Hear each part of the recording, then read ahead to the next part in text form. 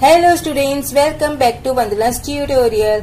आज हम करने वाले हैं क्लास 7 मराठी की पोयम 3 माझ्या अंगणात के क्वेश्चन आंसर्स।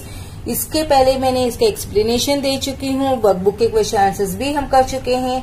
आज हम करने वाले हैं इसके डाइजेस्ट के क्वेश्चन आंसर्स और दोनों वीडियोस के लिंक आपको डिस्क्रिप्शन बॉक्स में मिल जाएंगे और प्लेलिस्ट का लिंक भी आपको डिस्क्रिप्शन बॉक्स में मिल जाएगा, ताकि आप सारे वीडियोस वहां पर से आपको इजीली ले सकते हैं। माझ्या अंगणा की जो पोयम है ना बच्चों, वो क्या है, जो एक फार्मर के जो हार्ट है उसकी फीलिंग्स यहाँ पर बताई गई है कि जब वो अपने आंगन में, अपने कॉर्टयार्ड में जब अनाज का ढेर देखता है तो उसे कितनी खुशी होती है। इसीलिए इस पोयम का नाम उन्होंने दिया है माझ्या अंगणात। तो सबसे पहले हम करेंगे इसके मीनिंग्स, शब्दार्थ। शाळवाचे मोती, ज्वारीचे दाणे, लख मतलब स्वच्छ, शुभ्र, रास इज ढीग, मिजाज तोरा, एट रुबाब, शिणतो मीन्स दमतो, भागतो, माय मतलब आई, घरामंदी घरामध्ये, टिपती यानी खातात, दूर मीन्स लांब, आसू मतलब अश्रू। ना मोती मीन्स पांढरे रत्न, दॅट इज अ पर्ल, पोवळे लाल रंगाचे रत्न, दॅट इज कोरल, रानमेवा रानात पिकणारी फळे, बेरीज अँड फ्रुट्स फ्रॉम फार्म्स, दुधातली साय यानी दूध तापल्यावर त्यावर येणारा जाड तवंग, दॅट इज क्रीम। ना वाक्य प्रकार, गुण्या गोविंदाने खाणे, इट मीन्स एकत्र बसून सहमतीने प्रेमाने जेवणे, means to eat together merrily with love. कृति 1, चौकटी पूर्ण करा। रानाचा रंग, रानाचे जो है रंग, उसके रंग कैसा है, काळा। घास भरवणारी, माय, गहू शाळवाचं, मोती, दाणे टिपणारी, पाखरे।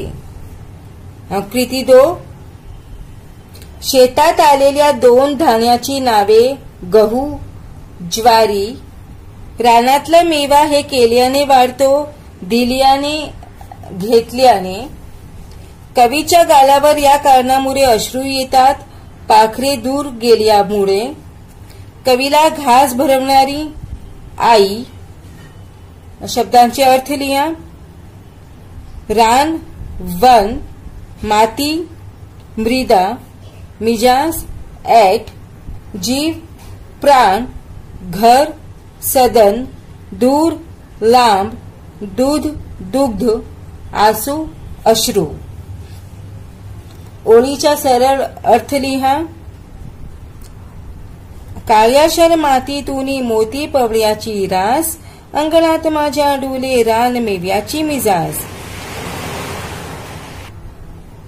शेतातल्या काळ्या मातीतून उगवलेले धान्य जणू काही मोती पोवळ्याची रत्ने आहेत, माझ्या अंगणात याची रास सांडली आहे। रानात पिकलेल्या फळांची ऐट माझ्या अंगणात आनंदाने डुलते आहे।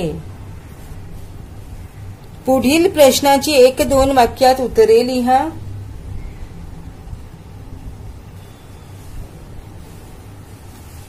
कवीच्या अंगणात कशा कशाची रास पडते? कवीच्या अंगणात मोती पवळ्यांची रास पडते, म्हणजेच गहू व ज्वारीच्या दाण्याची रास पडते। रानमेवा कुठे उगवला आहे? रानमेवा कवीच्या अंगणात उगवले आहे। कवी गुण्या गोविंदाने रानमेवा खायला का सांगत आहे? रानमेवा एकमेकांना दिल्या घेतल्याने वाढतो, म्हणून कवी सर्वांना गुण्या गोविंदाने रानमेवा खायला सांगत आहे।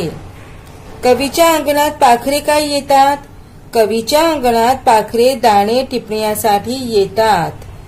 पुढील अर्थाच्या कवितेतील ओळी शोधा। गहू ज्वारीच्या राशीच राशी शेतात पडल्या आहेत, मीन्स गहू शाळवाच्या मोती काळ्या रानात सांडलं। काळ्या भोर मातीतून टपोरे दाणेदार असे खूप सारे धान्य पिकते। काळ्याशार मातीतून मोती पवळ्याची रास। शेतातून काम करून दमून आल्यावर आई घास भरवते। जीव दमतो शिणतो घास भरवते माय. रानातला रानमेवा एकमेकांना देत घेत आनंदाने खाऊया. दिला घेतला वाढतो रानातला रानमेवा. तुम्ही आम्ही सारे जण गुण्या गोविंदाने खावा. नाउ नेक्स्ट इज स्वमत. तुम्ही पाहिलेल्या एखाद्या धान्याच्या शेताचे वर्णन थोडक्यात लिहा. पारनेर हे माझ्या मामाचे गाव. एकदा थंडीच्या दिवसात मी मामाकडे गेलो होतो.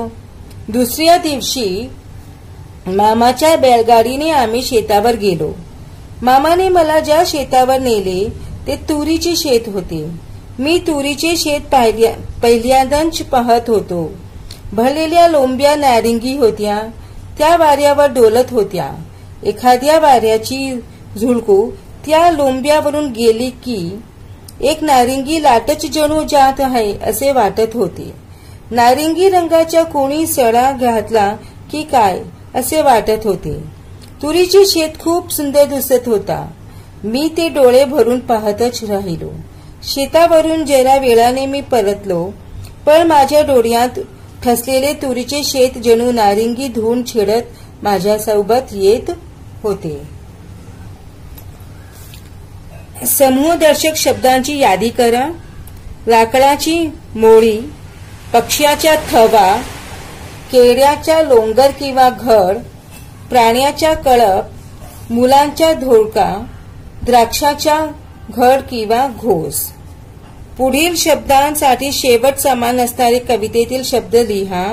साडलं, पडलं, रास, मिजास, माय, साय. पुढील शब्दांसाठी प्रमाण भाषेतील शब्द लिहा. खावा, खा, माय, आई, घरामंदी, घरामध्ये, आसू, अश्रू. तक्ता पूर्ण करा. एकवचन, बहुवचन. दाणा, दाणे, पाखरू, पाखरे, घर, घरे, मोती, मोती, घास, घास, अंगण, अंगणे. कंसात दिलेल्या पर्यायातून योग्य पर्याय निवडून वाक्य पुन्हा लिहा. काळ्याशार मातीतून मोती पवयाची रास. घरामंदी घट्यात जशी दुधातली साय. दूर उडून या जाता आसू येतो गाला वर. पुढील वाक्यातील क्रियाविशेषण अव्यय शोधा. काल रात्री खूप पाऊस पडला. काल. समोरून विश्वास चालत आला. समोरून. मला 2 पुस्तके पटकन दे. पटकन. मुलींपेक्षा वर्गात मुले दुप्पट आहेत. दुप्पट. कविता करूया. आकृत्यांमध्ये गोलात दिलेल्या शब्दांशी संबंधित काही शब्द दिले आहेत. त्या शब्दांचे निरीक्षण करा. यामध्ये शेवट समान असणारे काही शब्द आहेत. उदाहरण खेळ, मेळ, नारळ, सण, तोरण, सारे जण, दार, घर, सुंदर अशा शब्दांना यमक जोडणारे शब्द म्हणतात. मतलब रायमिंग वर्ड्स बोलते हैं. या शब्दांचा वापर करून आपल्याला लयबद्ध वाक्य तैयार करता येतात. तो पहला हमको दिया है अंगन. अंगन में कौन कौन से वर्ड्स दिए हैं? सड़ा, झाड़े, प्रशस्त, घर, खेळ, सण, सारे जण. घराभोवती प्रशस्त अंगण, जमले तेथे सारे जण, सडा, रांगोळी, अन्न, तोरण, साजरे करतो सगळे सण. अभी दूसरा दिया है गुड़ी पाड़वा, सन. ये वर्ड्स हैं इसके. और पोयम है गुड़ी पाडवा आणि दिवाळी, आनंदाची खेळी मेळी, तोरण बांधू काढू रांगोळी, पाहुण्यांना देऊ पुरण पोळी.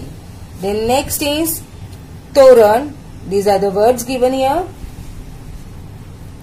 So, रंगी बेरंगी फुले घेऊनी, सुंदर पाने भवती वेडूनी, नारळाने पूजूया हा सण, दारावरती बांधून तोरण. बच्चों, इसके साथ में ही हमने डाइजेस्ट के क्वेश्चन आंसर्स फिनिश्ड किए. अब हम नेक्स्ट वीडियो में करेंगे हमारा लेसन नंबर 4 गोपाल से शौर्य. तब तक take care and keep watching Vandana's tutorial. मिलते हैं नेक्स्ट वीडियो में.